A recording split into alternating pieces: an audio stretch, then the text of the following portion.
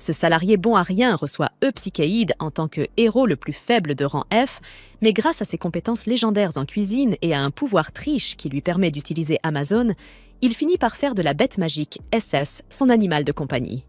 L'histoire commence dans une forêt, où une tarentule venimeuse tente de tendre une embuscade à un lapin. Cependant, au moment où elle bondit, Fell, le loup divin, tombe du ciel, tapotant légèrement le sol de ses pattes. Des ondes de tonnerre extrême traversent le corps de la tarentule, ainsi que celui des autres tarentules cachées dans les arbres alentours. Le travail est fait, et la seule raison pour laquelle Fell s'est donné la peine de tuer de si faibles créatures est qu'il a eu cette étrange idée de préparer un repas pour Mukoda à base de viande d'araignée. Mukoda n'en est pas totalement sûr, mais Fell le rassure. Si les carapaces des araignées sont retirées, elles deviendront comestibles. Sui sort alors du sac de Mukoda, exprimant son désir de participer au combat, car il s'est écoulé un bon moment depuis qu'elle a affronté des monstres. Mukoda lui promet qu'elle aura sa chance lors de la prochaine bataille. Voir Mukoda agir avec tant de gentillesse envers Sui rend Fell jaloux, car Mukoda semble ne jamais écouter ses instructions. Pourtant, ce n'est pas vrai. Depuis le premier jour, Mukoda a toujours suivi ses consignes à la lettre. En parlant de repas, Fell ordonne immédiatement à son chef inutile de lui préparer un déjeuner, prétextant qu'il est épuisé après avoir couru toute la journée en portant Mukoda et Sui sur son dos. Mukoda sait que ce n'est qu'une excuse ridicule, mais il y est habitué. Alors il fait simplement ce que Fell lui demande. Avant de cuisiner, il range les cadavres d'araignées dans son inventaire interdimensionnel à l'aide de sa magie de stockage. Une fois cela fait, il sort 3 types de viande. À gauche se trouve un ribeye, au centre une pièce de cireloin, et à droite un tas de viande hachée d'orque général. Soudain, Mukoda se heurte à un problème. Il n'a pas les bons ingrédients pour préparer un repas varié, mais il trouve alors une idée ingénieuse. Cuisiner un plat spécial appelé gyoza il ouvre l'épicerie en ligne pour acheter des feuilles de gyoza et des assaisonnements. Pendant qu'il parcourt la liste de courses, les yeux de Fell se posent sur du bœuf wagyu. Cependant, Mukoda refuse d'acheter le wagyu, car il n'en a pas besoin pour sa recette de gyoza. Il ignore les suppliques de Fell et se concentre sur les ingrédients essentiels. Les assaisonnements se limitent à 2 items, du bouillon de poulet et de l'huile de sésame.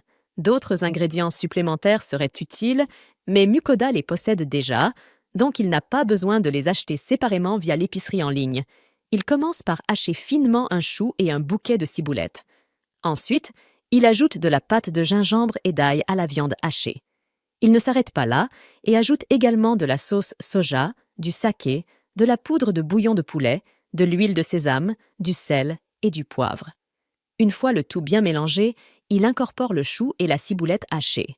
Puis, sur une pâte ronde et plate, il place une petite quantité de cette farce viande-légumes avant de refermer chaque gyoza avec soin. Sui participe aussi à la confection des gyozas, mais au début, elle échoue à les refermer correctement. Mukoda lui montre son erreur et lui explique qu'elle a simplement mis trop de farce dans chaque gyoza. Sui comprend rapidement et devient, peu après, aussi experte que Mukoda. Après avoir préparé tous les gyozas possibles, Mukoda les fait dorer à la poêle, puis ajoute un peu d'eau mélangée à de la farine avant de couvrir la poêle avec un couvercle. Une fois que la vapeur de la farine s'est évaporée, il verse un filet d'huile de sésame autour de la poêle et sert les gyozas sur une assiette. Fell et Sui salivent devant ce délice, se jettent dessus et, comme d'habitude, expriment combien ils adorent le plat. Ils réclament une seconde portion, et Mukoda accepte avec plaisir. Après avoir répété le même processus, il prépare un autre lot pour eux et en réserve également pour son propre déjeuner. Alors qu'il s'apprête à manger, un petit dragon surgit de nulle part et lui saute au visage. Fell reconnaît cette minuscule créature comme un pixie dragon extrêmement rare, ce qui signifie qu'il n'est pas un bébé, mais qu'il est naturellement minuscule. La raison pour laquelle le pixie dragon a été attiré ici est clairement l'odeur de la nourriture. Mukoda le comprend et lui donne un gyoza. Le petit dragon l'avale avec bonheur avant de littéralement supplier Mukoda d'en recevoir un. Mukoda donne donc le reste de son déjeuner au petit dragon et, en le regardant manger, remarque à quel point il est mignon. Fell le met toutefois en garde. Il ne faut pas se laisser attendrir par son apparence, car ce dragon peut être féroce. En plus, les dragons des fées sont connus pour leur grande maîtrise de la magie. Une fois son repas terminé, le dragon saute soudainement de nouveau sur le visage de Mukoda et forme de force un contrat avec lui, devenant ainsi son familier sur le champ. Désormais lié par le pacte, Mukoda est capable de comprendre le langage du petit dragon.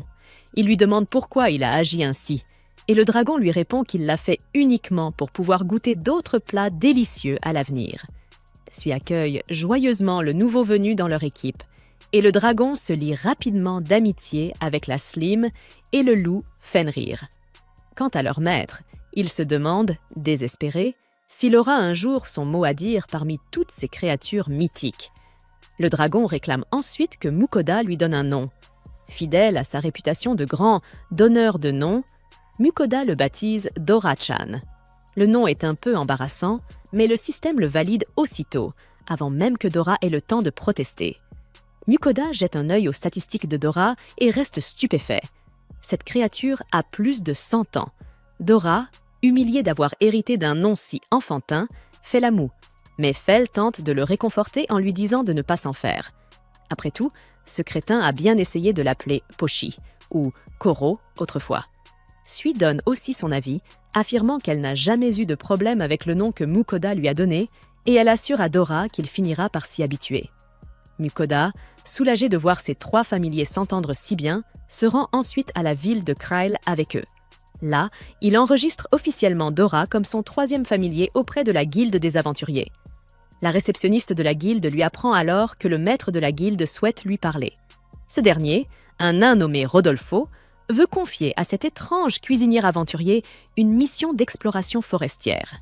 Il explique que les monstres de la forêt sont récemment devenus très agressifs, rendant les lieux dangereux pour quiconque ose s'y aventurer.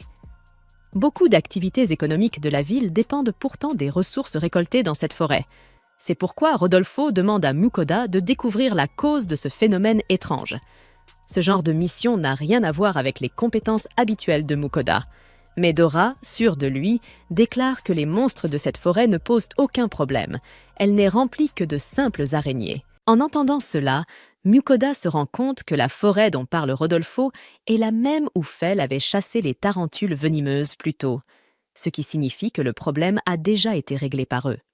Mukoda montre à Rodolfo les araignées qu'il a vaincues, et en apprenant que la soie de ces araignées est très recherchée par de nombreuses entreprises de confection, il s'excuse auprès de Rodolfo d'avoir involontairement tué des monstres aussi précieux.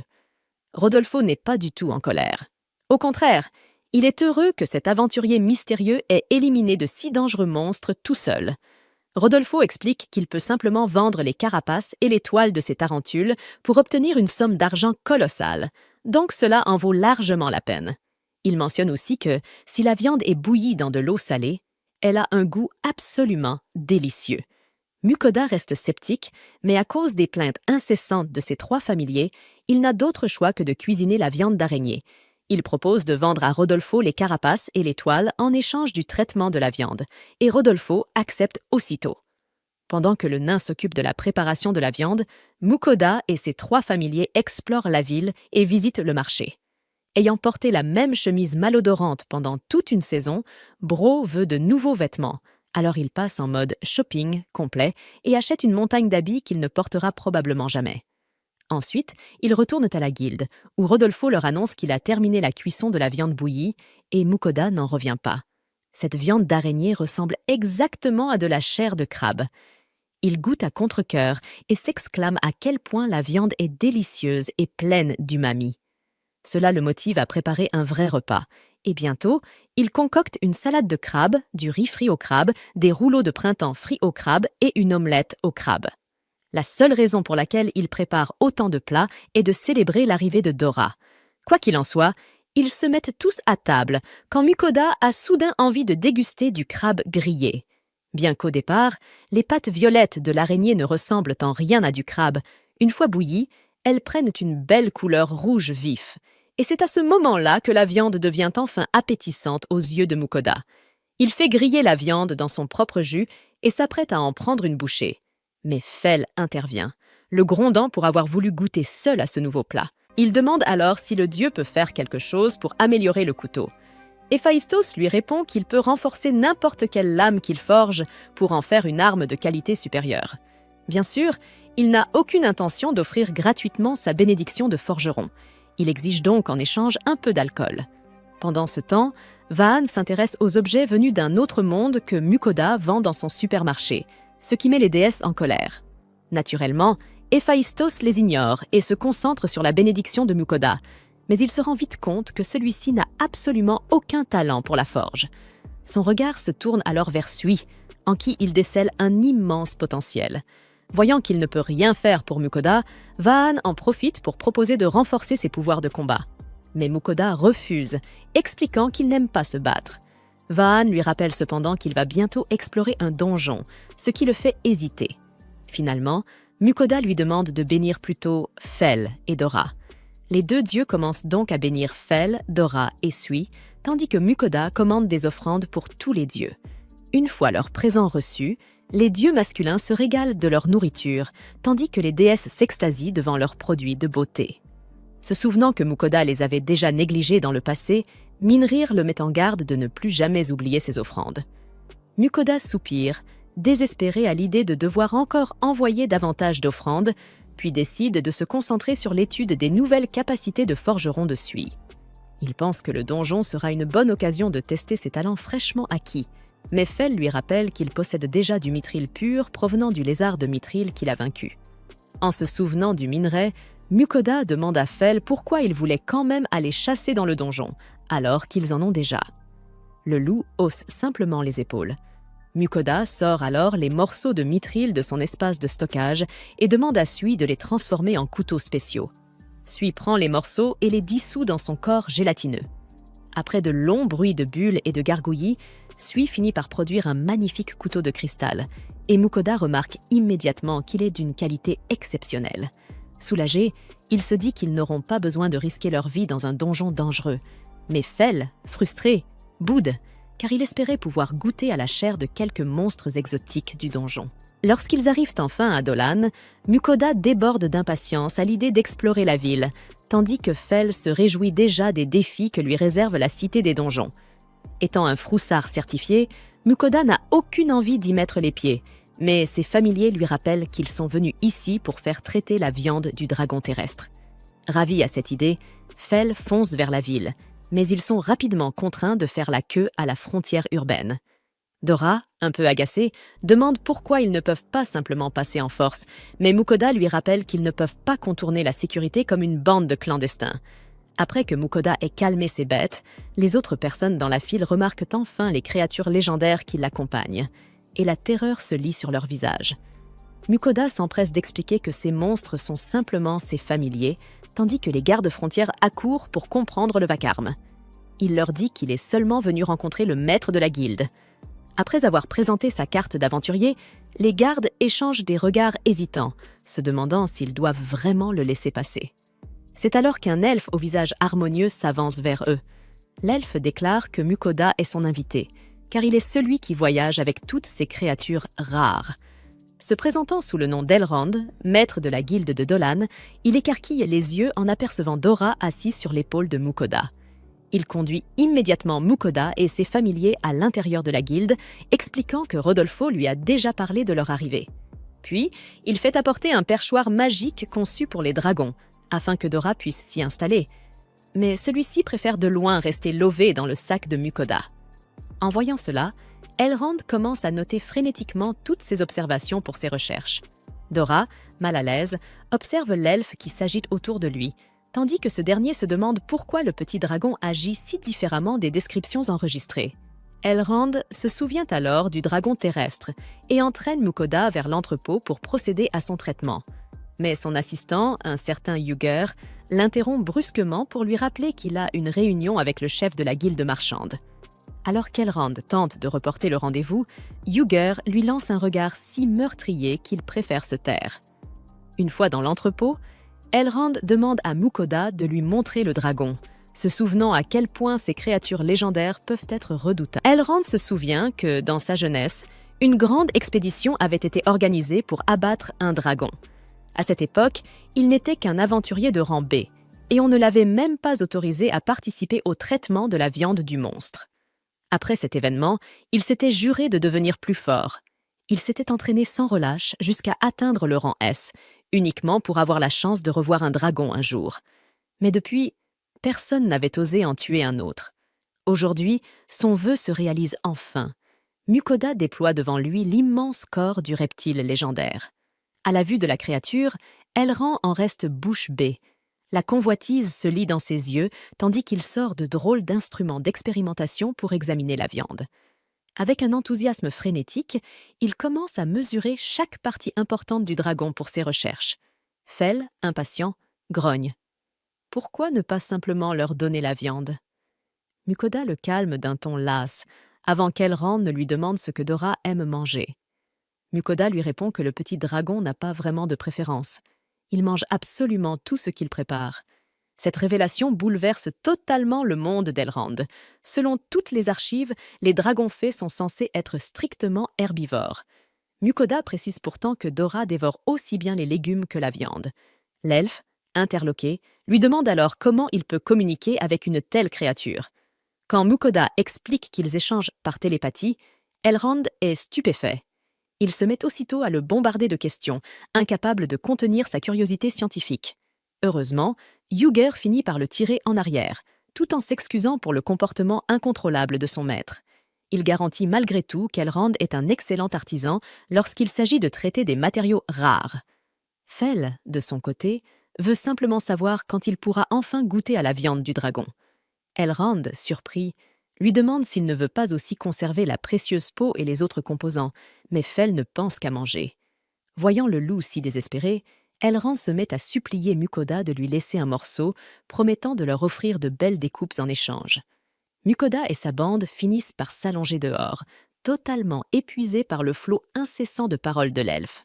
Fell se souvient avec agacement à quel point Elrond les avait harcelés de questions absurdes pour ses recherches. Malgré toute son énergie, Elrond n'avait pas réussi à traiter tout le dragon en une seule journée. Et désormais, le groupe a la sensation que leur vie a perdu tout sens. Les ventres gargouillants, Mukoda décide finalement de commander quelques plats instantanés. Dora, intriguée, observe l'écran avec de grands yeux. Il n'a encore jamais vu la boutique en ligne. Dès que Fell l'aperçoit, il demande aussitôt à Mukoda s'ils peuvent, cette fois, acheter du wagyu. Mais Mukoda remarque qu'un festival est en cours au Japon, et il décide donc de commander de la nourriture typique de ces fêtes. Une fois les plats et ingrédients livrés, il sort une grande marmite et commence à se préparer. Ses familiers le regardent avec curiosité, se demandant pourquoi il utilise un récipient aussi étrange. Mukoda leur explique qu'il va y cuire les légumes. Fell fronce aussitôt les sourcils. Il déteste les plantes. Mais Mukoda lui dit de patienter, que la saveur finale en vaudra la peine. Il chauffe la marmite, met les légumes sur le côté, puis ajoute la viande avant d'arroser le tout d'une sauce parfumée. L'arôme se répand rapidement et sa bande de gloutons peine à se retenir. Quand le plat est enfin prêt, Mukoda sert Fell, qui fait la moue en voyant que la moitié de son assiette est remplie de légumes. Mukoda l'encourage à goûter quand même. Dès la première bouchée, Fell reste silencieux, savourant la richesse du goût. Bientôt, les autres se laissent tenter à leur tour. Et finalement, Fell abandonne son aversion pour les légumes, demandant même une seconde portion. Mukoda, satisfait, nourrit tour à tour tous ses compagnons, avant de sortir une boîte de sandwich au beurre pour lui-même. En ouvrant la boîte, il voit Sui s'approcher, intrigué. Mukoda lui tend un sandwich, et la petite gelée tombe instantanément amoureuse de ce goût sucré. Voyant sa réaction ravie, Fell et Dora viennent eux aussi réclamer leur part. Mukoda leur en donne un morceau chacun. Les deux savourent la douceur du sandwich, mais trouvent qu'il est beaucoup trop petit pour eux. Ils commencent aussitôt à en redemander, suppliant leur maître de leur donner plus de friandises. Mukoda, désespéré, se demande ce qu'il a bien pu faire pour mériter de tels partenaires aussi gourmands. Le lendemain matin, les yeux cernés, il se traîne jusqu'à la guilde des aventuriers, ses familiers l'ayant empêché de dormir toute la nuit en réclamant encore du dragon grillé. À son arrivée, il salue Yugger, tandis qu'Elrond sort de son entrepôt, l'air épuisé comme s'il venait de courir 5 marathons d'affilée. Tout excité, il explique qu'il a passé la nuit entière à étudier et expérimenter sur le corps du dragon et qu'il est enfin prêt à commencer la découpe. Il sort alors un couteau spécial en mithril pour percer la peau épaisse de la créature légendaire. Cependant, lorsqu'Elrond tente de couper la peau du dragon, la lame se brise net, comme du verre, sous les yeux médusés de tous. Ils se mettent aussitôt à pleurer, dévastés d'avoir brisé le précieux trésor de la guilde. Fel, abasourdi, lui demande comment il compte préparer la viande de dragon sans couteau. Elrond, dépité, répond qu'il lui faudra forger une lame encore plus résistante que le mithril, ce qui prendra du temps avant de pouvoir traiter la carcasse. Cette nouvelle plonge Fel dans un profond désespoir. Il s'effondre au sol, anéanti, convaincu que sa vie vient de perdre tout sens. Pendant ce temps, Yugger explique à Mukoda que la guilde ne possède aucun autre couteau en mithril. Il ajoute qu'ils devront récupérer du minerai de mithril dans le donjon pour en forger un nouveau. Aussitôt, Fel bondit, prêt à foncer tête baissée vers le donjon. Mais Mukoda l'arrête juste à temps, lui rappelant que s'il se déchaînait là-bas et détruisait tout pour un peu de mithril, il deviendrait trop célèbre et attirerait l'attention, ruinant ainsi leur paisible quotidien. Fel, après un long soupir, finit par se calmer. Pour lui remonter le moral, Mukoda décide de préparer un déjeuner simple mais savoureux. Il sort de fines tranches de viande d'orque et les fait revenir avec les légumes restants du repas précédent. Tout en remuant les ingrédients dans la poêle, il ajoute des sauces et des épices, rehaussant les arômes jusqu'à ce qu'un parfum irrésistible embaume l'air. Lorsque le tout est prêt, il verse la préparation sur un lit de riz blanc fumant. Avant que Fel ne plonge dedans, Mukoda casse un œuf par-dessus pour ajouter une touche de douceur. Dès la première bouchée, Fel oublie aussitôt le dragon. Dora, Sui et les autres se joignent au festin, savourant chaque bouchée avec enthousiasme. Mukoda pousse un soupir de soulagement. Au moins, plus personne ne se plaint. Pour l'instant. Mais, au fond de lui, il sait qu'il devra trouver une solution au problème du dragon tôt ou tard. Pendant ce temps, dans le ciel, les 4 déesses se lamentent encore, pleurant que Mukoda ne leur envoie plus aucun présent. Soudain, 2 silhouettes apparaissent, furieuses de voir les déesses abuser de leur pouvoir pour extorquer des offrandes à un simple mortel. Les voix s'élèvent, la dispute éclate. Mukoda, agacé, supplie les déesses de le laisser en dehors de ça, mais les 2 hommes s'en mêlent. Le premier se présente. Il est Héphaïstos, le dieu de la forge. Le second, plus imposant, se nomme Vean, dieu de la guerre.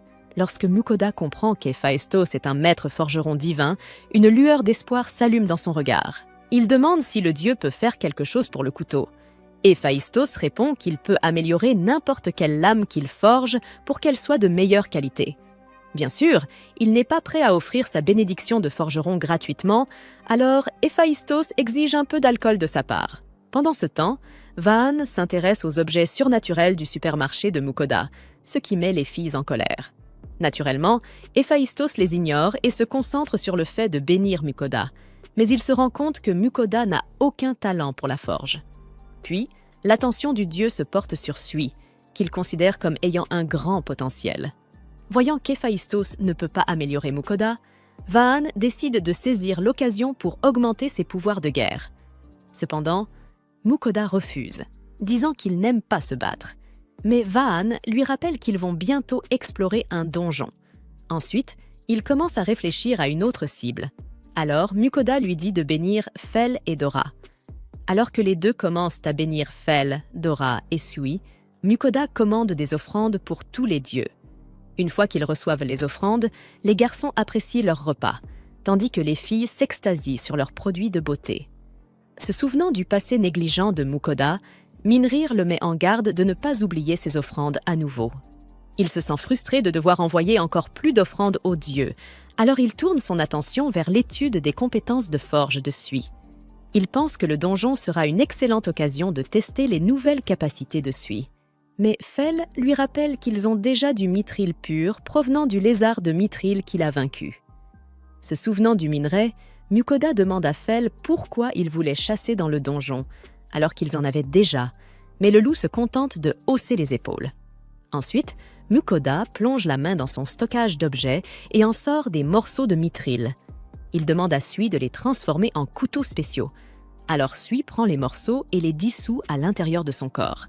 Après beaucoup de bouillonnement et de gargouillement, Sui produit enfin un magnifique couteau de cristal et Mukoda remarque immédiatement qu'il est de haute qualité. Il est soulagé de ne pas avoir à risquer sa vie dans le donjon dangereux, mais Fell s'agace car il voulait goûter à quelques monstres exotiques. Par la suite, Mukoda rend visite à Elrond, qui traverse une véritable crise existentielle parce qu'il n'arrive pas à trouver une lame meilleure que le mithril. Le voyant si désemparé, Mukoda confie à Yugger le couteau en mithril que Sui a fabriqué, lui demandant de le remettre à Elrond.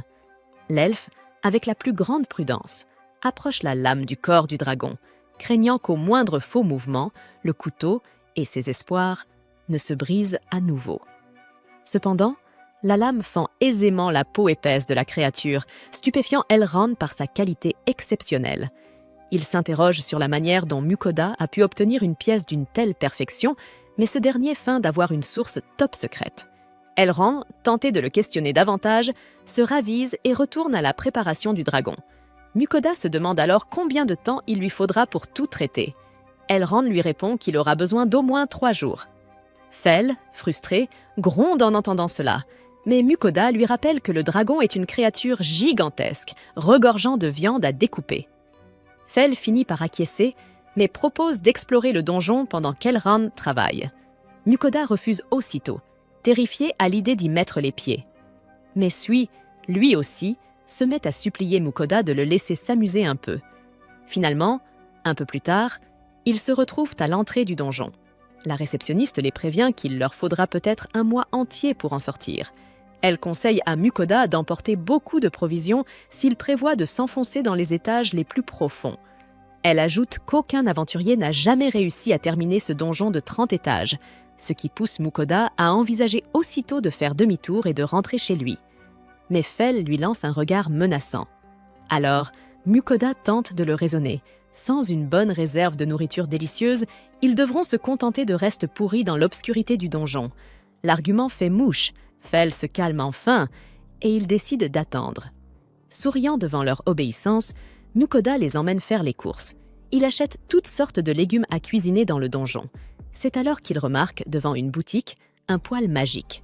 Fell s'étonne. Pourquoi Mukoda voudrait-il un poêle aussi énorme ? Mukoda lui explique que ce serait très pratique pour cuisiner. À ce moment, le marchand sort et commence à lui vanter les mérites de ses produits. Il explique que le poêle est également équipé d'un four gigantesque, capable de rôtir un monstre cacatrice tout entier, ce qui éveille immédiatement la curiosité de Mukoda et son envie d'essayer de nouvelles recettes à base de monstres. Lorsque Mukoda demande le prix du poêle magique, le marchand lui répond que cela coûte 860 pièces d'or. Sous le choc, Mukoda manque de faire une crise cardiaque. Mais Fell, l'estomac sans fond, insiste pour qu'il l'achète, son appétit insatiable ayant déjà des rêves de nouvelles recettes. Sous la pression de Fell, de Sui et même de Dora, Mukoda finit par céder et achète le poêle magique. Plus tard dans la soirée, il prépare le dîner dans d'énormes marmites. Avec l'aide de Sui, il sert à tout le monde des bols remplis de viande tendre et juteuse. Le lendemain, Mukoda décide de cuisiner plusieurs jours de provisions avant d'entrer dans le donjon. Pour son premier plat, il choisit de braiser de la viande de Général Orc.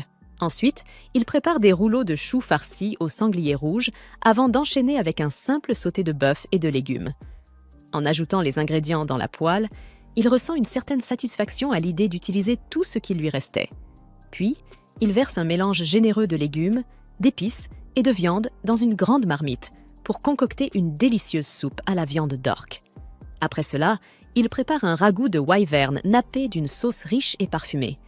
Mais Fell s'interpose brusquement, impatient de goûter avant même que la sauce ne soit prête. Avec tous ces plats enfin terminés, Mukoda se dit qu'ils sont fin prêts pour affronter les premiers jours dans le donjon. Ses compagnons, affamés, s'excitent à la vue du festin, mais Mukoda les arrête aussitôt. Toute cette nourriture est réservée pour l'expédition. Une fois le repas terminé, il commence à ranger et nettoyer sa chambre. C'est alors que Sui entre, brandissant une épée qu'il vient de forger pour lui. Mukoda admire la lame, fine, tranchante et parfaitement équilibrée, convaincu qu'avec une telle arme, il sera plus en sécurité dans le donjon. Sui grimpe sur son épaule, tout fier d'avoir aidé son maître, mais leur moment de calme est interrompu par des coups frappés à la porte. Yugger entre, l'air pressé, et leur annonce que le dragon de terre a enfin été entièrement découpé et traité. Mukoda se prépare alors à rassembler ses affaires pour se rendre à la guilde, mais Yuger le retient. Il a encore trop de travail pour pouvoir l'accompagner. Touché par sa fatigue, Mukoda part seul au hall des aventuriers. Là, il trouve Elrond, complètement absorbé par l'observation de plusieurs flacons remplis de sang de dragon étincelant. Mukoda essaie d'attirer son attention, mais l'elfe ne décroche pas un mot, fasciné par la beauté du liquide. Ce n'est qu'après un long moment qu'il se tourne enfin vers lui, le visage illuminé de joie. Avec fierté, Elrond lui montre les montagnes de matériaux extraits du dragon. Des écailles, des griffes, des os et du cuir d'une qualité exceptionnelle. Déclarant que ces derniers jours avaient été les plus beaux de sa vie, il demande à Mukoda s'il accepterait de vendre une partie des matériaux au profit de la... Bien sûr, Mukoda accepte aussitôt. Après tout, il est complètement fauché depuis qu'il a acheté le poil magique. Ravi, Elrond lui propose d'acheter 2 flacons de sang de dragon, précisant qu'ils servent à concocter les potions de soins les plus puissantes du marché. Il demande aussi la moitié du foie, dont les effets curatifs sont encore plus puissants que ceux du sang. Enfin, il supplie Mukoda de lui céder une dent du dragon, affirmant qu'il pourrait en forger une épée d'une qualité légendaire. Mukoda accepte de lui vendre ces objets, mais reste intrigué. Pourquoi Elrond se limite-t-il à si peu de matériaux?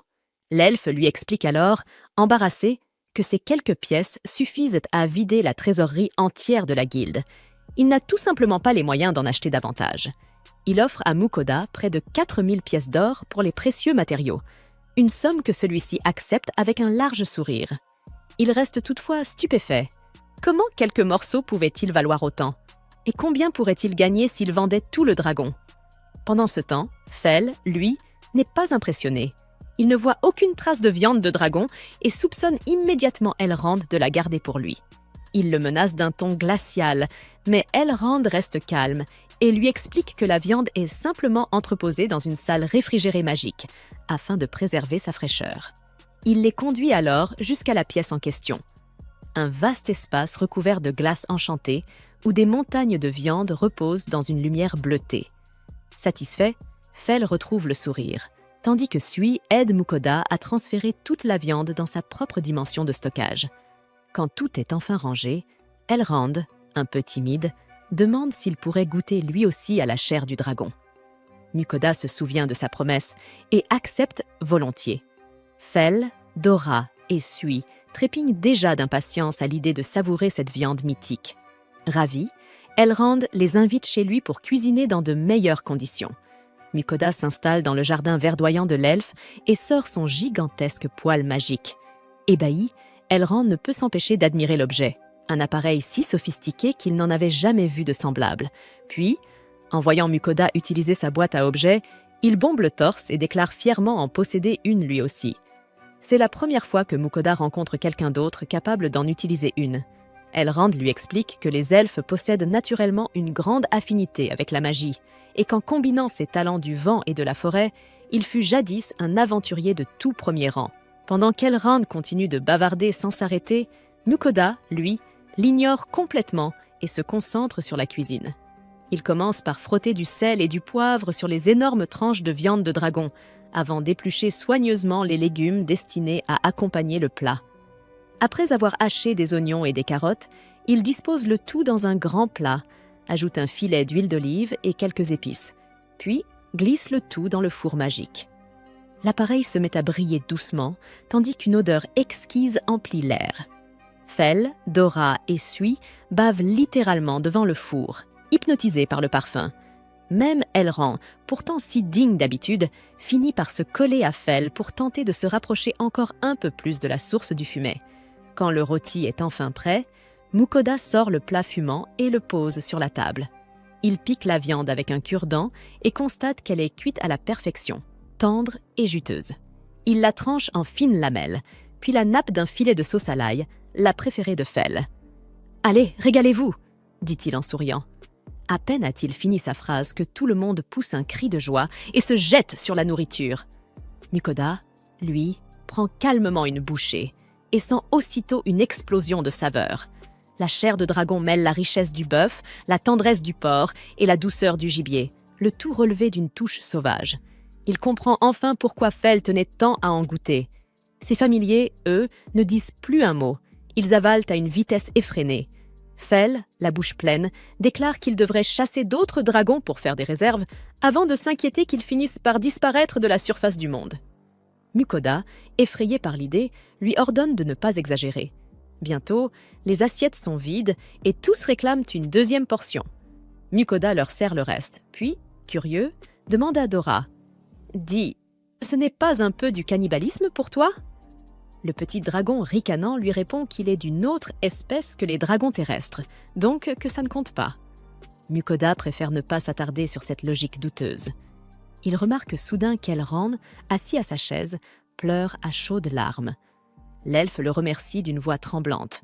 « Goûter une viande aussi divine, c'est une bénédiction des dieux eux-mêmes. » Mukoda, mal à l'aise devant tant d'émotions, détourne les yeux.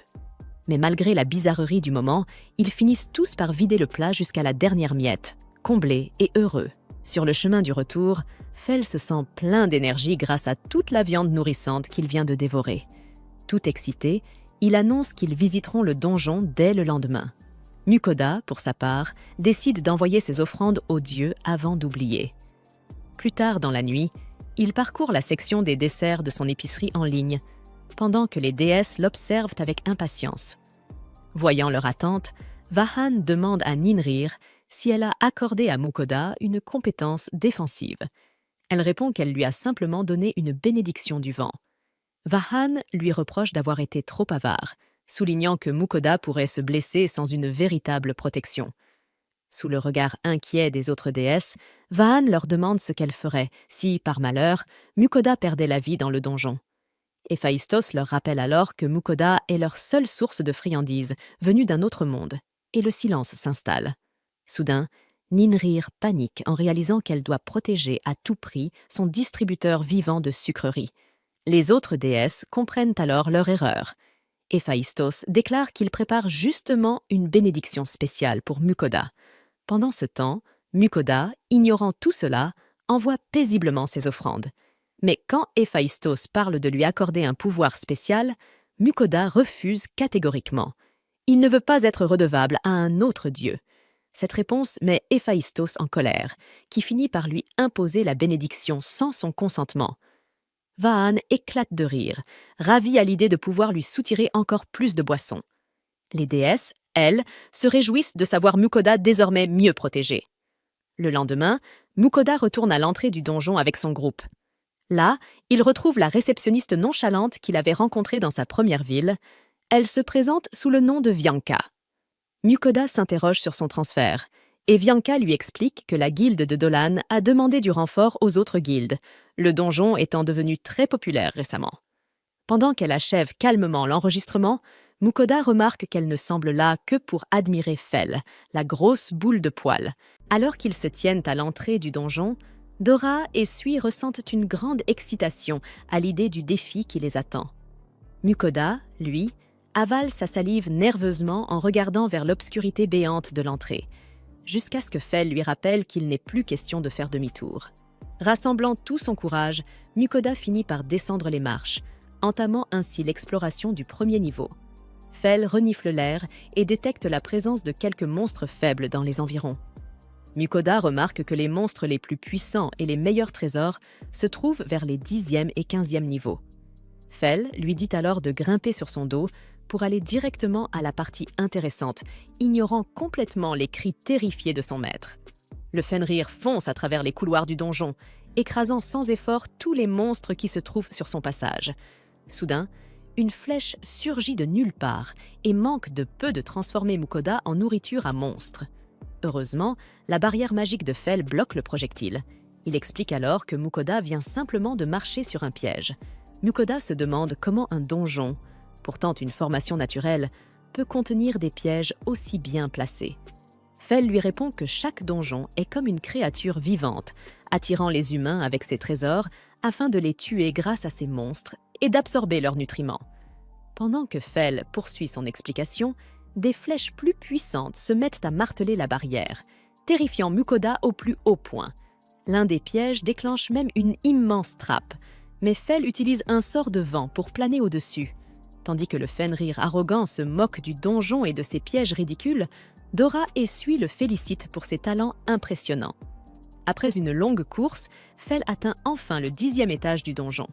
Mukoda lui demande ce qu'il compte faire et Fel répond que les monstres de ce niveau sont encore bien trop faibles. Sachant que le boss de ce niveau n'est qu'une tarentule venimeuse, Dora s'ennuie déjà, convaincue qu'ils pourront l'écraser aussi facilement qu'une araignée domestique pour descendre plus profondément. Fel se dirige alors droit vers la salle du boss. Lorsqu'ils arrivent, ils trouvent un groupe d'aventuriers tremblants de peur à la vue du Fenrir. Mukoda se précipite pour leur expliquer que Fel est son familier, ce qui les rassure aussitôt. Il leur demande ensuite pourquoi ils sont tous rassemblés devant la porte de la salle du boss. Les aventuriers expliquèrent alors que les donjons obéissaient à de nombreuses règles tacites.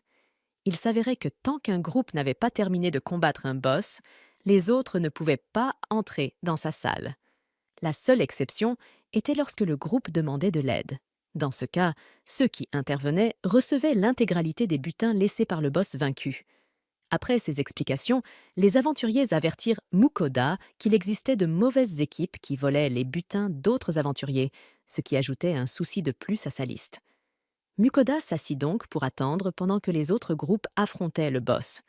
Un peu plus tard, ses familiers commencèrent à s'ennuyer, mais Mukoda leur rappela qu'il fallait rester patient. Bientôt, le dernier groupe sortit de la salle et annonça à Mukoda qu'il pouvait entrer. Il se demande pourquoi il revenait en arrière au lieu de descendre plus profondément. Les aventuriers lui expliquèrent alors que les monstres des étages supérieurs étaient bien trop puissants pour eux. Comprenant leur raison, Mukoda hocha la tête et entra à son tour dans la salle, qui s'assombrit aussitôt. La terrifiante tarentule venimeuse rugit en leur direction, et Mukoda se mit à hurler comme une fillette. Mais Dora la foudroya d'une boule de feu, la réduisant en cendres. Le fier dragon voltait autour de la salle, ravi de sentir ses pouvoirs renforcés par la bénédiction du dieu de la guerre.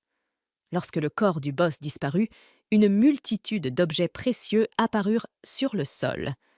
Mukoda ramassa une patte d'araignée-ours et comprit que le donjon traitait automatiquement les objets pour lui offrir les meilleures parties.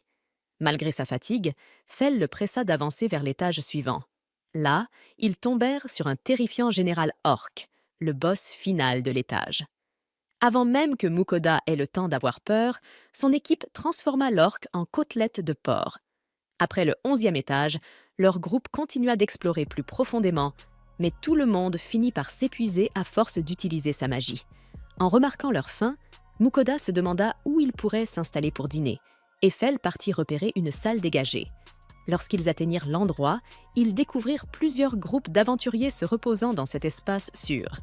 Le groupe de Mukoda s'assit dans un coin, quand soudain ils furent accueillis avec enthousiasme par la troupe de Werner. Surpris de croiser un visage familier, Werner serra la main de Mukoda, heureux de revoir un vieil ami. Ils s'assirent ensemble pour discuter un moment.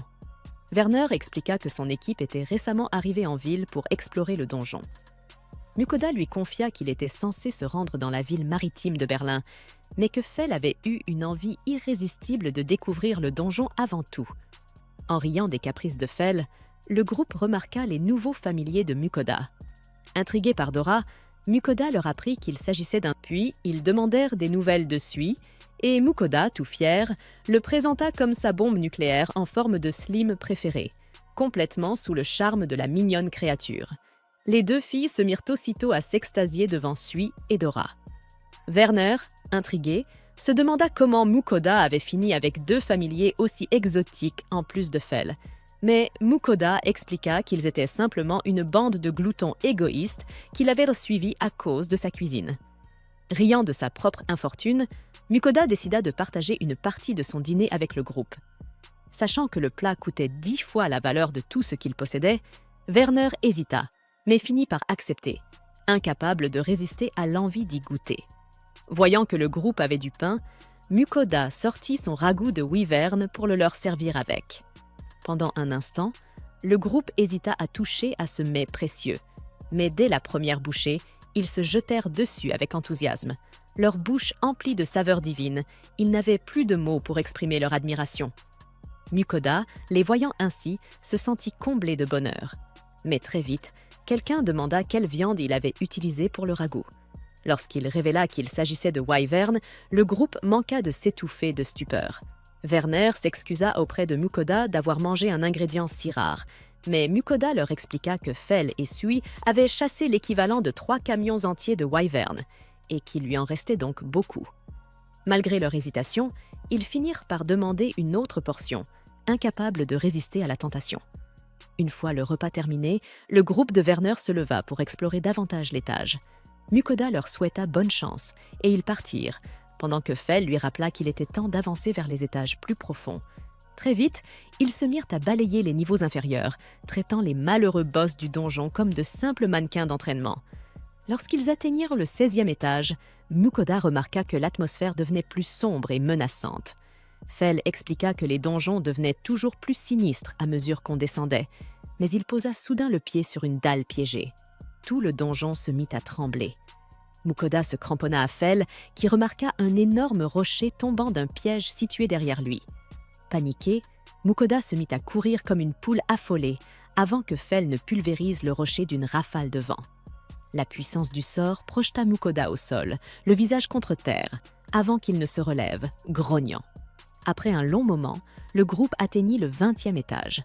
Dora demanda à Mukoda s'il était impressionné par leur force. Mukoda, peu concerné, allait répondre quand Sui l'interpella, ayant repéré quelque chose d'étrange dans un mur. En inspectant l'endroit, Mukoda découvrit une cavité contenant un coffre au trésor caché. Aussitôt, il se mit à chanter les louanges de Sui.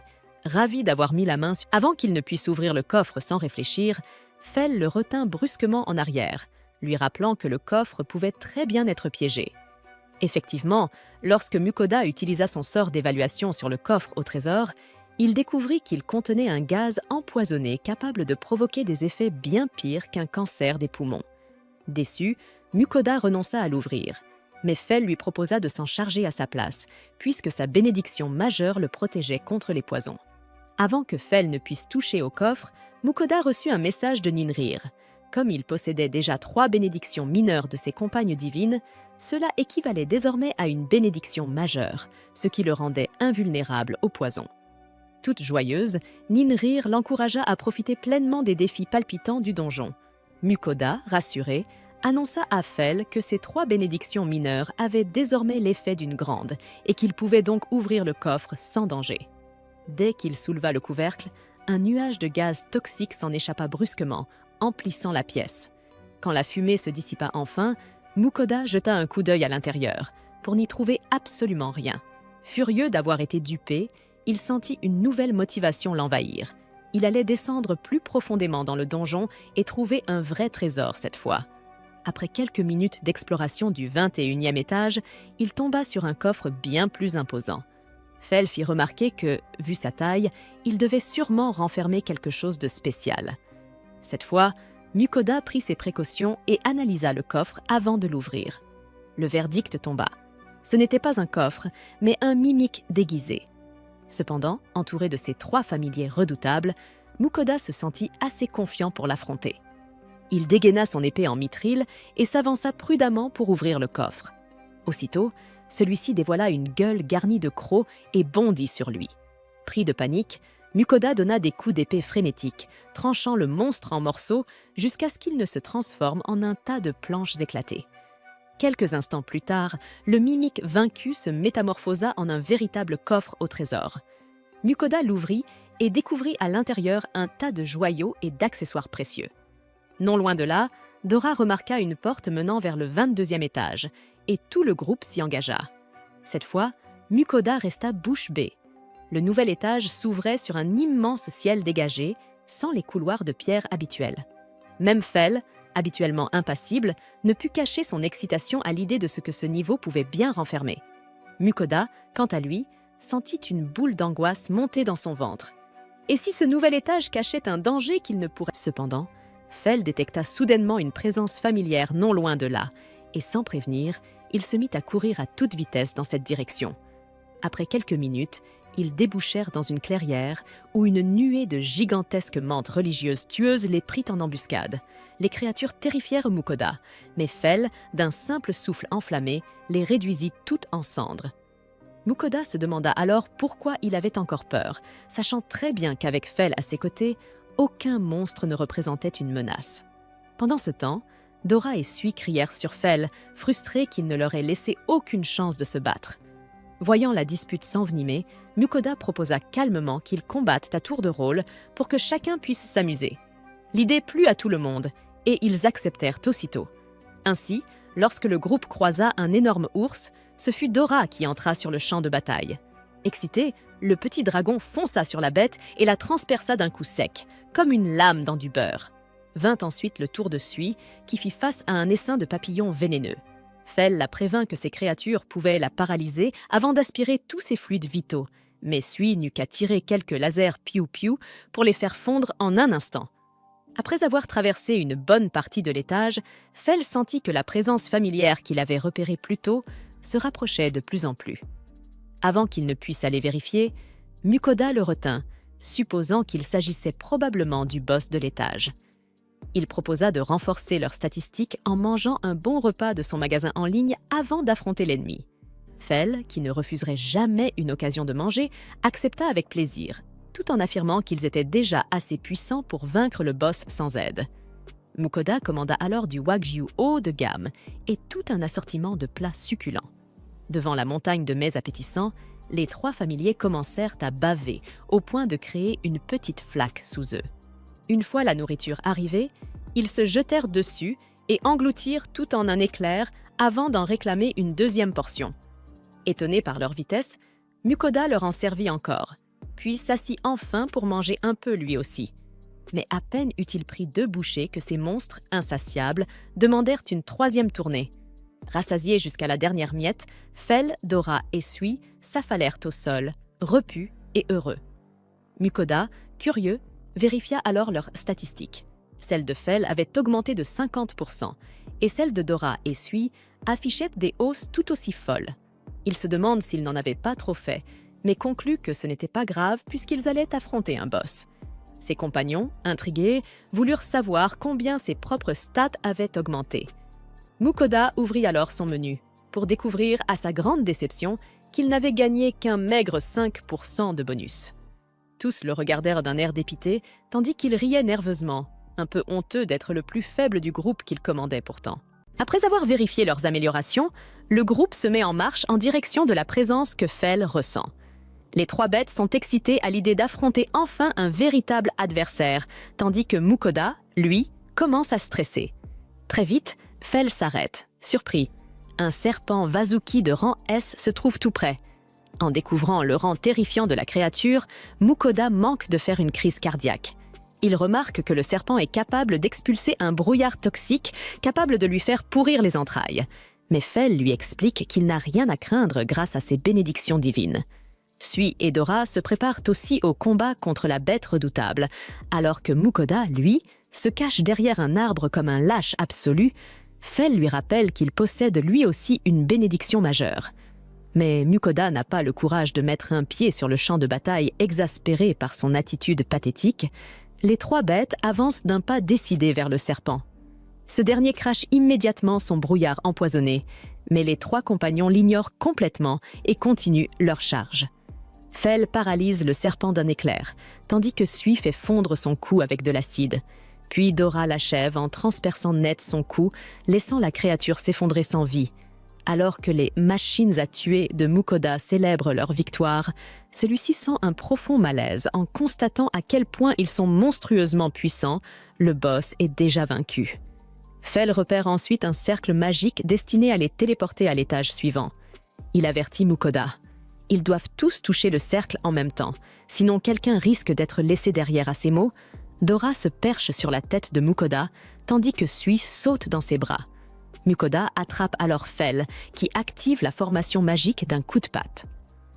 Le cercle s'illumine vivement et les téléporte dans un autre espace semblable à une caverne.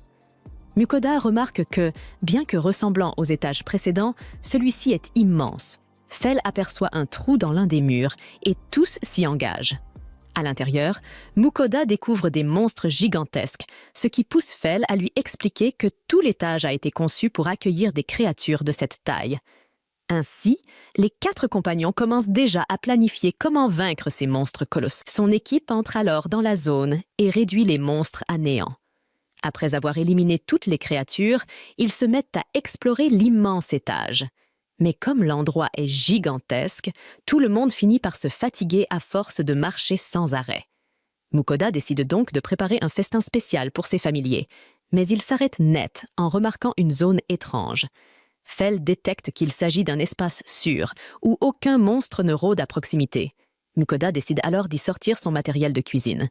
Dès qu'il sort la nourriture, les bêtes s'excitent, prêtes à remplir leur ventre glouton. Elles dévorent des sandwichs délicieux et des soupes riches, puis finissent complètement épuisées après leur repas. Mukoda demande à Fell s'il est temps de dormir. Fell acquiesce silencieusement. Mais avant qu'il ne puisse se reposer, un groupe d'aventuriers blessés arrive en trébuchant jusqu'à la zone sécurisée. Après avoir déposé leur compagnon gravement blessé au sol, ils demandent à Mukoda s'il possède des potions de soins. Mukoda sort immédiatement une potion et se précipite vers eux. Lorsque le chef du groupe verse la potion sur la plaie, celle-ci se referme instantanément.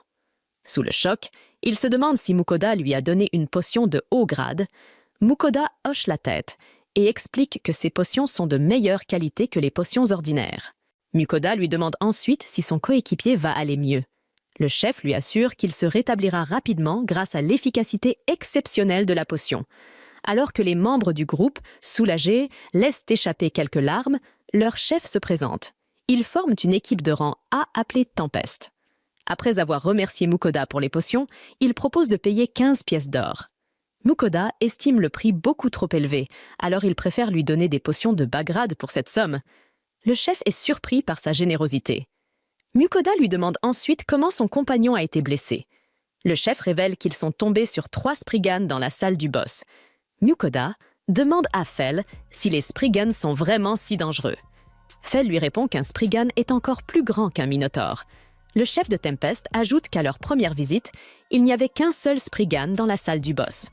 Mais, à leur retour, ils s'en sont retrouvés face à 3, ce qui les a complètement submergés. Cependant, il est persuadé que Mukoda n'aura aucun problème avec ces monstres, puisqu'il est accompagné du légendaire Fenrir. Mukoda se sentait gêné en réalisant que même Tempest avait entendu parler de ces chiots meurtriers. Mais l'aventurier le rassura en lui promettant de ne jamais révéler son secret. Il ajouta ensuite que son équipe remonterait à la surface dès le lendemain matin. Pendant ce temps, Fell ouvrit paresseusement les yeux et dit à Mukoda d'aller dormir, puisqu'il se chargerait lui-même de détruire les Spriggans. Le lendemain matin, alors que le groupe de Mukoda s'enfonçait plus profondément dans le donjon, il se demanda si Tempest réussirait à remonter sain et sauf Fell le rassura. Ils allaient très bien s'en sortir, d'autant plus qu'il leur avait offert quelques-uns de ces sandwichs qui augmentaient les statistiques afin qu'ils puissent récupérer leur mana. Bientôt, ils arrivèrent devant la salle du boss, où Mukoda aperçut les Spriggans assis en tailleur. La peur l'envahit face à ces monstres puissants, mais comme toujours, ses familiers foncèrent droit sur eux. Après avoir transformé les Spriggans en fossiles, Mukoda entra dans la salle et trouva un sac magique parmi le butin. Il remarqua que le temps s'écoulait à l'intérieur de cette boîte magique comme dans la réalité, et décida de le prendre, pensant qu'il serait utile. En ramassant le reste du butin, il commença néanmoins à se sentir comme un voleur, puisqu'il prenait aussi la part de ses compagnons Fell. Lui n'en avait absolument rien à faire, et avertit Mukoda que les étages suivants regorgeaient également de monstres géants. Mukoda décida alors d'affronter les boss de l'étage suivant, mais il finit par hurler au sol comme un bébé sans défense.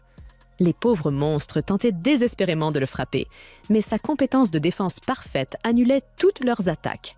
Malgré sa force, Mukoda était bien trop terrifié pour contre-attaquer, alors Dora se chargea de les éliminer à sa place. Une fois l'étage nettoyé, le groupe traversa rapidement les suivants et descendit jusqu'au 29e niveau. Mukoda fut surpris d'être déjà à seulement 2 étages de la fin du donjon. Puis il entra dans le téléporteur. Lorsqu'ils réapparurent au 29e étage, Mukoda resta bouche bée en découvrant un immense désert qui s'étendait devant eux. La chaleur écrasante le mettait déjà de mauvaise humeur, tandis que ses familiers, eux, étaient impatients d'explorer cette nouvelle zone. Il monta sur le dos de Fell pour commencer l'exploration, mais ils perdirent rapidement toute leur énergie, écrasés par la chaleur insupportable. Alors que tout le monde cessait de bouger, Mukoda remarqua que Sui était complètement affaissé sur le sol et le ramassa immédiatement pour le mettre dans son sac. Heureusement, Dora repéra un rocher non loin, et ils allèrent tous se reposer sous son ombre. Malgré cela, Mukoda restait accablé par la chaleur insoutenable. Fell érigea alors une barrière de vent qui repoussait l'air brûlant autour d'eux. Mukoda fut surpris de constater à quel point la barrière les aidait, mais Fell lui rappela qu'il ne pourrait la maintenir que quelques jours avant d'épuiser sa mana, puisqu'il devait absolument trouver la sortie de cet immense désert. Pour économiser la mana de Fell, Mukoda décida de commander quelques articles d'été. Après avoir obtenu un hoodie léger spécial été et des lunettes de soleil, il acheta plusieurs boissons électrolytiques pour réhydrater tout le monde. En avalant ces boissons rafraîchissantes, le groupe retrouva un peu d'énergie, et Mukoda commanda même des glaces pour remonter le moral de ses familiers. En dégustant la douceur glacée, l'ambiance s'allégea, mais la réalité les rattrapa aussitôt lorsqu'ils reprirent leur marche dans le désert sans fin. Fell rappela alors à Mukoda que la température allait chuter violemment à la nuit tombée et qu'ils devaient couvrir le plus de distance possible pendant la journée. Ils continuèrent donc à avancer rapidement sous la chaleur écrasante. En chemin, ils croisèrent d'énormes vers des sables. À l'approche de la nuit, ils s'installèrent autour d'un feu de quand Mukoda tremblait presque sous le froid mordant. Mais Fell lui signala qu'il faisait encore plus froid en dehors de sa barrière. N'ayant pas d'autre choix, Mukoda commanda une grande quantité de patchs chauffants et de vêtements épais pour maintenir leur chaleur, puis sortit une marmite pour préparer un plat chaud, ce qui redonna de l'énergie à tout le monde. Après un long moment à cuisiner avec soin, il prépara des udon brûlants. En savourant les nouilles soyeuses, chacun sentit son ventre se réchauffer agréablement. Une fois ce repas réconfortant terminé, Fell informa Mukoda qu'ils étaient très proches du boss de l'étage. À ces mots, Mukoda lui dit de bien se reposer avant le combat, et tous s'endormirent sur des futons chauds. Le lendemain matin, ils tombèrent sur le boss de l'étage. Un puissant golem de terre. Malheureusement pour lui, Fell le réduisit en miettes d'un seul éclair. Une fois le boss vaincu, ils découvrirent le cercle magique au milieu d'un immense espace. Fell demanda si tout le monde était prêt pour le dernier étage, et tous acquiescèrent. Il posa alors sa patte sur le téléporteur, l'activant, ce qui les transporta directement devant le boss final du donjon Fell, nota que le monstre était un behemoth, et le groupe se prépara avec excitation pour le combat. Dora s'envola et projeta Sui vers le monstre, qui lui lança aussitôt de l'acide, puis Dora fondit sur le behemoth, mais celui-ci les repoussa tous les deux d'un seul coup, les écrasant contre les murs du donjon.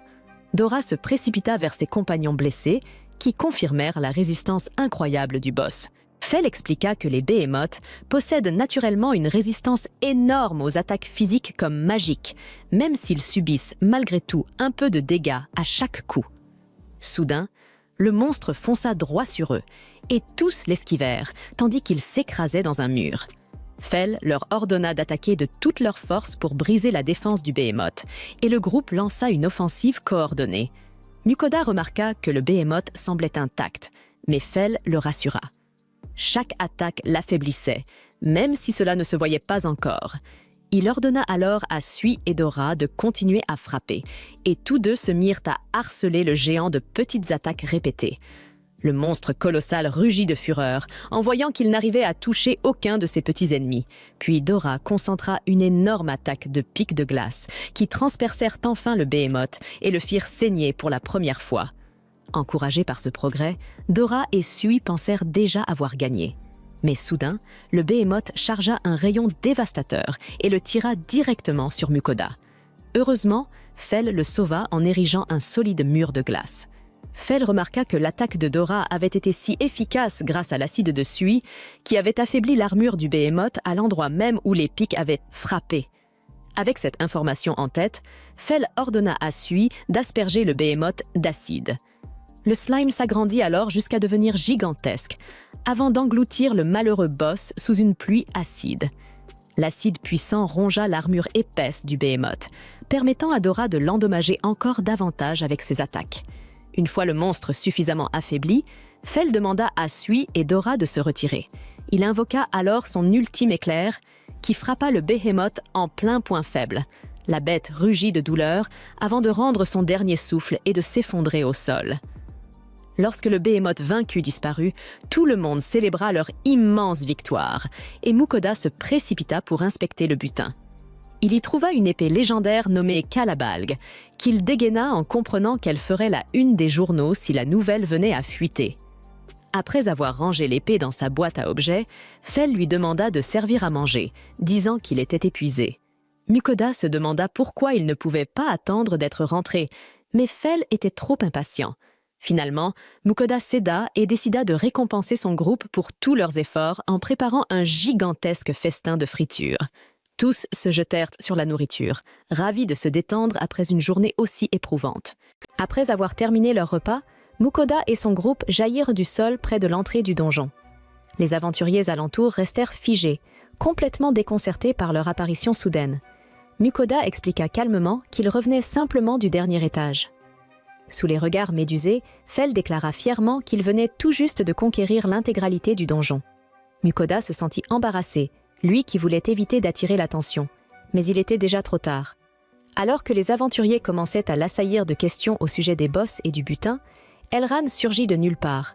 Il félicita Dora pour sa performance, puis entraîna Mukoda à l'écart, expliquant qu'il devait remplir un formulaire auprès de la guilde des aventuriers pour valider leur exploration. De retour à la guilde, Elran recommença à couvrir Dora d'éloges. Mukoda fit alors remarquer que Fell et Sui avaient tout autant contribué à leur victoire.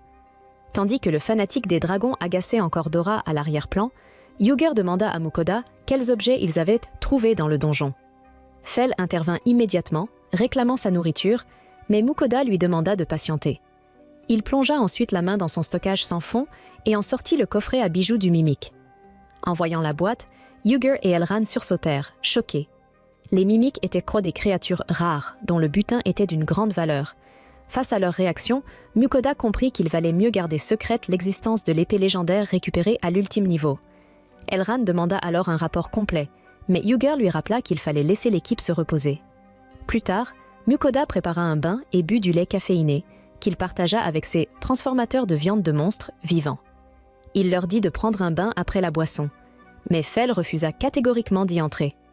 Mukoda lui rappela que s'il ne se lavait pas, il finirait par sentir pire qu'un utilisateur de Reddit. L'insulte était déjà difficile à accepter pour le chien mythique. Puis, Sui et Dora ajoutèrent qu'il finirait par ressembler à une ordure s'il continuait ainsi. Bien que Fell se sente acculé par ces remarques, un bruit soudain détourna son attention. Mukoda pensa qu'il essayait seulement de changer de sujet, mais Dora confirma qu'il avait lui aussi entendu quelque chose. Non loin de là, 2 enfants fuyaient un orque monstrueux.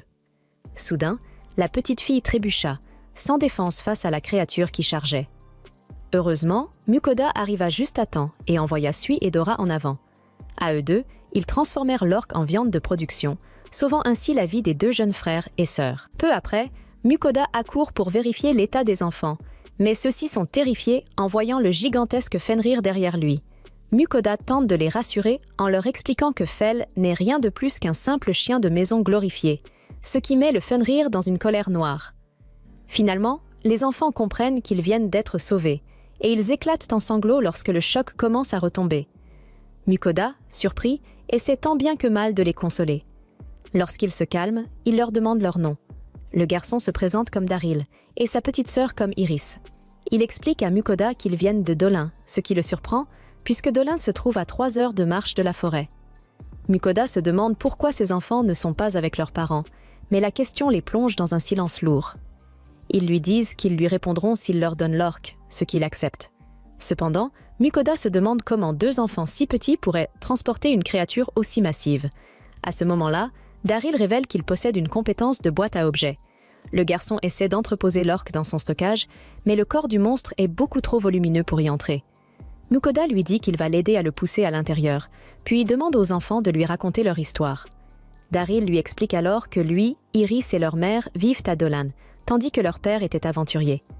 Un jour, le père est parti dans un donjon et n'est jamais revenu, laissant la mère et les 2 enfants seuls. Malgré tous leurs efforts pour survivre ensemble, leur mère est tombée malade. Mukoda leur demande si elle va mieux, mais Daryl raconte qu'ils l'ont confiée à un prêtre. Même si elle s'est sentie légèrement mieux grâce au sort de guérison, elle est retombée malade peu après. Le prêtre leur a avoué qu'il ne pouvait pas traiter sa maladie. Il fallait un prêtre de niveau supérieur, venant de la capitale royale.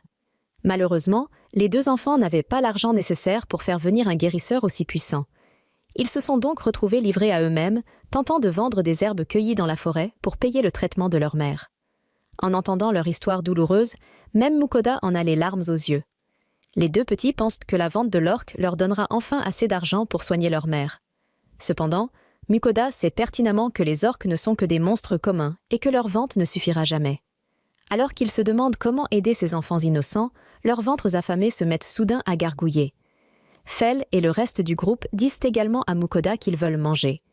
Mukoda décide donc de leur préparer un repas avant de prendre une décision. Les enfants proposent d'aider Mukoda à cuisiner, mais il leur dit qu'il s'en occupera lui-même. Les trouvant adorables, il les envoie jouer avec Dora et Sui.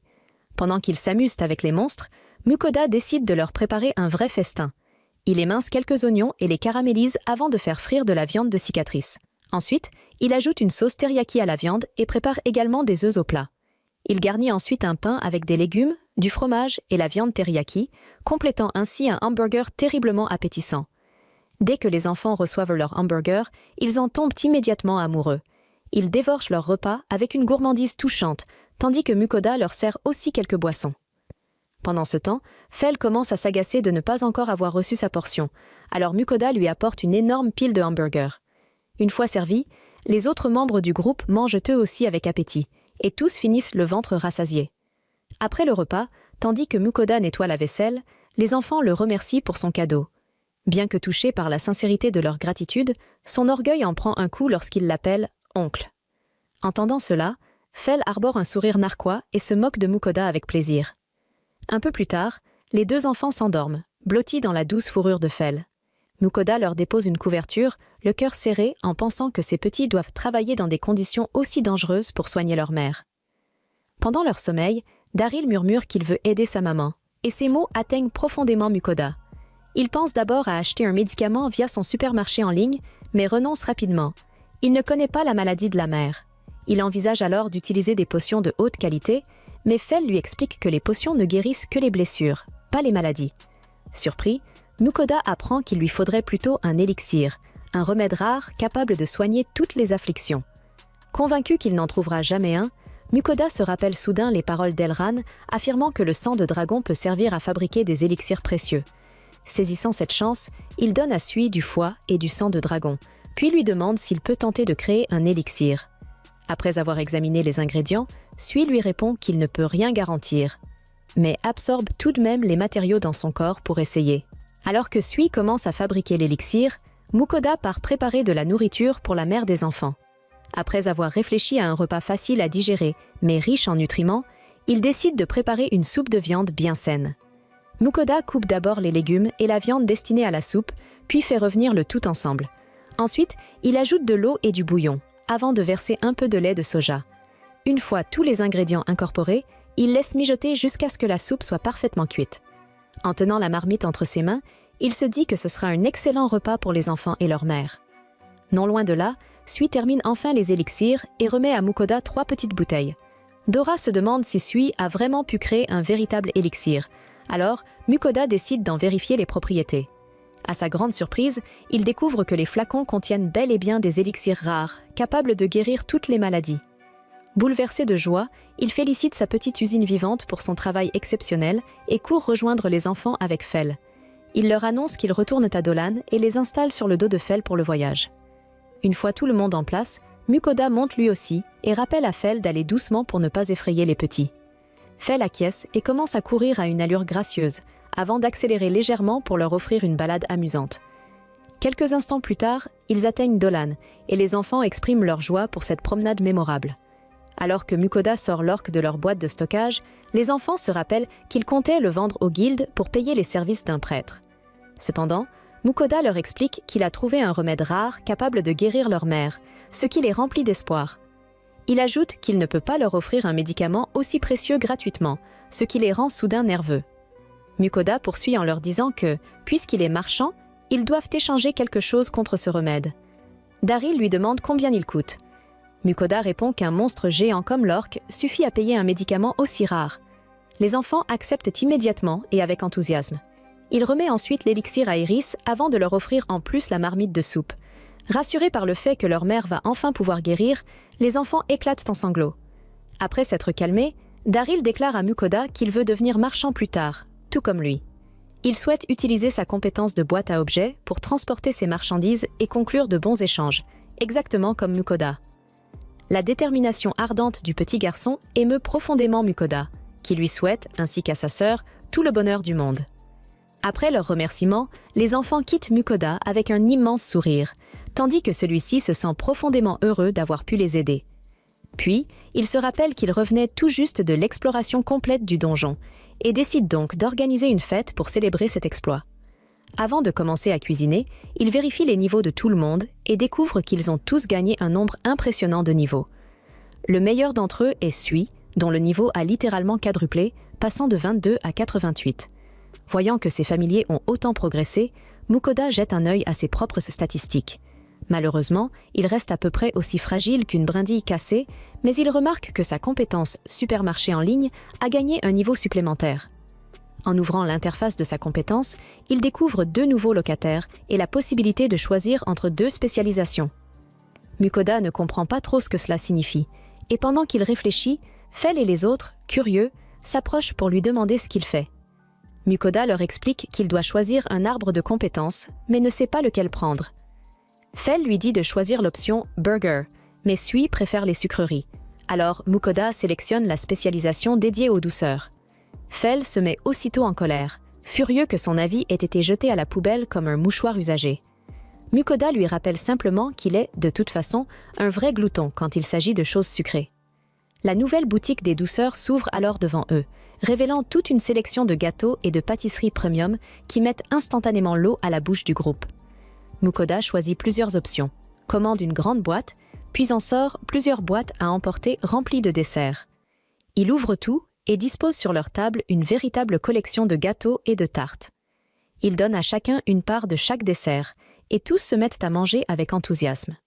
Pendant que ses familiers dévorent les pâtisseries, Mukoda leur annonce qu'il leur a aussi apporté un délicieux flan au caramel. Il dépose le flan tremblotant dans une assiette pour eux, puis sort un roulé à la crème pour lui-même. En dégustant le roulé avec un café noir, Fel le juge sévèrement pour son goût en boisson amère. Mukoda se défend en disant que l'amertume du café s'accorde parfaitement avec la douceur de la crème. Sui et Dora réclament aussitôt plus de flan, mais Mukoda les met en garde. S'ils mangent trop de sucreries, ils finiront par se transformer en Américains. Soudain, il se fige. Il vient de se rappeler qu'il a oublié quelque chose d'important. À ce moment précis, Ninrir se met à hurler dans sa tête par télépathie.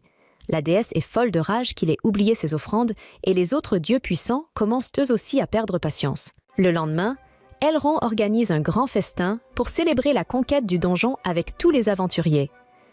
Mukoda reste stupéfait en le voyant donner des instructions précises à chacun de ses employés pour traiter les différents ingrédients. Il réalise à quel point le maître de guilde, pourtant extrêmement occupé, a consacré du temps pour lui. Mais il se demande aussi si Elrond ne l'a pas tout simplement oublié. Soudain, Ugur entre dans la salle, furieux, et demande sèchement à Elrond pourquoi il n'est pas en train de travailler. Le pauvre elfe panique aussitôt, tandis que Ugur le réprimande pour avoir traîné à s'amuser au lieu de remplir un rapport et terminer les tâches de Mukoda. Elrond tente timidement de se défendre en disant qu'il voulait juste motiver ses employés, mais Ugur l'attrape par le col et le traîne pour l'obliger à faire son vrai travail. Après avoir ramené le maître de guilde devant Mukoda, Ugur lui assure qu'ils s'occuperont de toutes ses requêtes, puis se tourne vers Marcel et lui ordonne de continuer à préparer la nourriture. Voyant Ugur tirer le maître de guilde comme un enfant turbulent, Mukoda réalise à quel point il est strict. Plus tard, Mukoda et son groupe s'installent dans une salle privée. Là, Ugur l'informe qu'il y a un problème concernant l'un des objets qu'il leur a confiés et lui montre un sac de stockage. Mukoda l'ouvre et découvre des centaines de gemmes précieuses qui le remplissent jusqu'au bord. Comme il n'imaginait pas qu'un sac de stockage puisse contenir des objets dès l'achat, il ne l'avait jamais ouvert. Même Fel semble surpris de voir que le sac venait déjà rempli, et Elrond confirme que c'est extrêmement rare. Tenant les gemmes étincelantes du donjon, Ugur explique que la guilde des aventuriers ne peut pas se permettre d'en acheter autant d'un coup. Elrond, vexé qu'on l'ait grondé pour avoir acheté des matériaux de dragon terrestre, reste silencieux, pendant que Ugur précise que la guilde des marchands a proposé un échange, puisqu'ils ont les moyens d'acquérir ces gemmes. Mukoda se souvient alors que la guilde des marchands n'aime généralement pas les échanges directs. Mais Yuger lui explique que c'est seulement pour éviter que les aventuriers se fassent arnaquer par des commerçants peu scrupuleux. Et puisque c'est officiellement la guilde des aventuriers qui gère la transaction, il n'y voit aucun problème. Il demande ensuite à Mukuda s'il a déjà de l'expérience dans l'évaluation de la valeur des objets. Mukuda secoue la tête. Il est complètement inexpérimenté. Yuger propose alors d'accompagner Mukuda à la guilde des marchands afin d'obtenir le meilleur prix pour ses marchandises. Soudain, Elrond intervient et propose d'y aller à sa place, prétextant que Yuger a besoin de son temps libre puisqu'il est déjà débordé. Mais Yuger voit immédiatement clair dans son jeu et lui hurle dessus pour avoir encore une fois essayé d'échapper à son travail. Il lui ordonne fermement de rester et de faire son boulot, sinon il vendra son objet le plus précieux. Choqué, Elrond s'exclame qu'il n'acceptera jamais qu'il vende son précieux croc de dragon, même au péril de sa vie. Finalement, Elrond accepte de rester, mais au même moment, les familiers au ventre sans fond de Mukuda commencent à avoir faim. Mukuda demande alors à Yuger s'ils peuvent manger avant de se rendre à la guilde des marchands. Yuger lui dit de revenir dans 2 heures. Comme 2 heures ne suffisent pas pour cuisiner, Mukuda décide d'acheter quelque chose plutôt que de préparer un repas complet. Le groupe se promène dans les rues et Fell repère un stand de viande grillée. Mukuda s'arrête devant l'échoppe, mais le pauvre propriétaire est terrifié en voyant tous les monstres affamés derrière lui. Après l'avoir rassuré en expliquant que ce sont ses familiers, Mukuda leur demande quelle quantité ils veulent. Fell et Sui annoncent qu'ils peuvent facilement avaler 30 brochettes chacun, tandis que Dora se contente d'en vouloir 15. Après avoir noté tout cela, Mukuda annonce au marchand qu'il veut 76 brochettes. Sous le choc, le vendeur décide spontanément de lui faire une réduction. Mais Mukuda refuse d'en profiter, sachant très bien que ses énormes familiers bloquent déjà toute la clientèle. Le marchand lui remet alors la première fournée, que Mukuda distribue aussitôt à ses familiers. En dégustant la viande grillée, tous remarquent qu'elle n'est pas aussi savoureuse que celle de Mukuda. Malgré cela, ils apprécient son goût, car elle possède sa propre saveur unique. Voyant leur réaction, Mukuda goûte à son tour une brochette. Il trouve que la cuisson au charbon donne une excellente texture et un parfum agréable, et il se met à imaginer à quel point la viande de ces monstres serait encore meilleure grillée de cette façon. Puis, une idée l'excite soudain. Utiliser les assaisonnements de son supermarché en ligne pour préparer un barbecue encore plus délicieux. Cependant, comme il n'a pas de grill et que l'épicerie en ligne n'en vend pas non plus, Mukuda se demande quoi faire. C'est alors qu'il a une idée, demander à Sui d'en fabriquer un. Mais Sui n'a jamais vu de grill de sa vie, et Mukuda ignore comment il pourrait en créer un. Une fois tout le monde repu et les assiettes parfaitement nettoyées, ils se dirigent tous vers le guilde des marchands. En attendant dans le hall avec Yuger, le maître de la guilde marchande, Adriano finit par venir les accueillir. Il les invite dans une salle privée, mais Mukuda hésite. Doit-il vraiment y amener ses familiers terrifiants? Adriano insiste, ils doivent tous entrer. Mukuda finit donc par accepter. Dans la salle, il rencontre l'expert évaluateur de la guilde, Ruslan. Une fois tout le monde installé, Yuger ouvre une mallette remplie de gemmes provenant du donjon. Devant la brillance éclatante des pierres, les 2 marchands retiennent difficilement un souffle de stupeur. Ruslan saisit un rubis, l'observe sous plusieurs angles, et son expression se fige. La qualité est exceptionnelle. Après avoir examiné chaque gemme, il déclare qu'elles sont toutes de la plus haute qualité. Yuger hoche la tête et lui présente ensuite le coffre mimétique. Quand Ruslan y jette un œil, il en sort un impérial topaze dont l'éclat presque incandescent le stupéfie. Les 2 marchands restent bouche bée, conscients qu'une gemme aussi pure se vendrait à un prix démesuré. Même Mukuda est surpris d'entendre des éloges aussi extravagants à propos de ces trouvailles. Après avoir calculé leur valeur, Adriano propose un total dépassant 7000 pièces d'or. Mukuda en reste bouche bée, prêt à accepter, jusqu'à ce que Yuger l'interrompe brusquement. Grâce à ses connaissances en objets rares, Yuger rappelle d'abord que l'impérial topaze est une gemme extrêmement précieuse, particulièrement recherchée par les collectionneurs. Puis il souligne que, même si tous les joyaux mimétiques sont d'une qualité parfaite et d'une symétrie irréprochable, la guilde des marchands a nettement sous-estimé le prix. Les marchands comprennent immédiatement qu'ils ont été démasqués. Mais Yuger ne s'arrête pas là. Il déclare qu'il refuse catégoriquement leur offre. Puis, d'une voix glaciale, il les prévient que tromper un membre de sa guilde d'aventuriers est inacceptable et qu'il est prêt à couper toute relation entre les 2 guildes. Pris de panique, les marchands blanchissent instantanément. Finalement, ils reconsidèrent le prix et augmentent leur offre à plus de 9000 pièces d'or. Mukoda demande à Yuger si ce montant est juste, et ce dernier, satisfait, donne son approbation. Avec son feu vert, ils vendent les gemmes pour 9500 pièces d'or.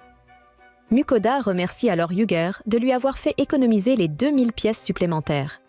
Après avoir conclu l'affaire, ils retournent à la guilde des aventuriers, où Elrond se vante comme s'il avait pu obtenir 10 000 pièces d'or de plus s'il avait accompagné Mukoda. Comme personne ne le prend au sérieux, il se tait rapidement. Ensuite, Elrond demande à Mukoda de montrer sa carte de guilde. Alors qu'il la sort, Elrond la glisse rapidement et la remplace par une carte dorée. Mukoda se demande ce qu'il vient de faire, et Elrond lui explique qu'il l'a promu pour avoir conquis le donjon. Yuger ajoute qu'avec ce nouveau rang, Mukoda peut désormais accepter directement des quêtes provenant du royaume. Mais le timide Mukoda ne veut pas se compliquer la vie et supplie Elrond de le rétrograder au rang C. Le maître de guilde lui explique qu'un aventurier de rang A bénéficie de 10 repas gratuits au restaurant de la guilde, de réduction permanente, ainsi que de la possibilité d'accepter des quêtes de n'importe quelle rareté et récompense. À l'idée de pouvoir prendre de nouvelles quêtes pour chasser de la viande et des matériaux exotiques, Fel encourage immédiatement Mukoda à accepter sa promotion. Sous la pression de tous, Mukoda finit par accepter son sort. De retour chez lui, il allume son four magique. Dora lui demande ce qu'il va préparer pour le dîner, et Mukoda répond qu'il va cuisiner de la viande hachée, tandis que le groupe se réjouit déjà du buffet de viande à venir. Mukoda sort tous les ingrédients. En prenant la viande hachée de son coffre de stockage, il se rappelle que son ancien hachoir s'était brisé. Heureusement, Sui a fabriqué un hachoir en mithril pour lui, ce qui lui permet de préparer une énorme quantité de viande hachée. Comme il en a tant à disposition, Mukoda décide de préparer de gigantesques pains de viande rôtie. D'abord, il trempe de la chapelure dans du lait pour l'attendrir. Puis, il coupe des oignons qu'il fait revenir dans une poêle. Une fois les oignons prêts, Dora ajoute des légumes mélangés pour continuer la cuisson. Lorsque le mélange est prêt, Mukoda l'incorpore à la viande hachée, puis ajoute les œufs battus et assaisonne le tout dans un... Ensuite, il pétrit la viande pour en former une boule, puis tapisse ses plateaux de cuisson de tranches de bacon. Une fois le fond prêt, il remplit les plateaux avec la viande hachée avant d'ajouter les légumes et les œufs au centre. Il ajoute ensuite encore plus de viande par-dessus les légumes et replie les tranches de bacon une fois que les pains de viande sont complets. Enfin, Mukoda couvre les plateaux de papier aluminium avant de les mettre au four pour la cuisson. Après un moment, il sort les pains de viande cuits et les teste avec un cure-dent pour s'assurer qu'ils sont bien cuits. Lorsque la viande est prête, il prépare une sauce avec du beurre, du ketchup et de la sauce chuno. Enfin, les pains de viande sont prêts et tout le monde se prépare à se régaler. Ses familiers se jettent sur la nourriture sans perdre une minute à parler, et Mukoda les observe profiter du repas avec tant d'enthousiasme qu'il se dit qu'il a parfaitement réussi la cuisson. Il prend son assiette et goûte un morceau, tombant immédiatement amoureux de ce plat si riche et savoureux. Par la suite, tout le monde se régale jusqu'à être rassasié, et Mukoda pense à offrir un cadeau à Yuger pour tout l'aide qu'il lui a apporté. Sachant que Yuger a une femme et des enfants, il décide de commander des friandises de qualité supérieure pour sa famille. Après avoir passé la commande, Mukoda vérifie les douceurs pour s'assurer qu'elles ne boostent pas trop les statistiques. Pendant ce temps, Ninier est outré que Mukoda commande autant de friandises précieuses sans lui en offrir une seule. Alors qu'elle hurle qu'elle va lui faire payer cela, les autres discutent du fait que son nouvel arbre de compétences a amélioré la qualité des objets qu'il peut acheter également. En pensant à tous les produits exotiques qu'ils pourraient obtenir depuis le monde de Mukoda, ils commencent à planifier lesquels ils aimeraient avoir. Le lendemain, alors qu'Elran s'échine à son bureau, Mukoda offre un panier de douceurs cuites à Yuger. Il prend le panier, mais remarque le visage d'une jeune fille sur l'un des biscuits. Mukoda lui explique que ce n'est qu'un symbole, mais Yuger se demande si cette fille ne serait pas une friandise inestimable de son pays. Il se demande s'il est correct de manger des sucreries si précieuses, mais Mukoda le rassure en lui disant que c'est parfaitement acceptable. Finalement, Yuger accepte les cadeaux avec joie, pensant que sa femme et ses enfants vont adorer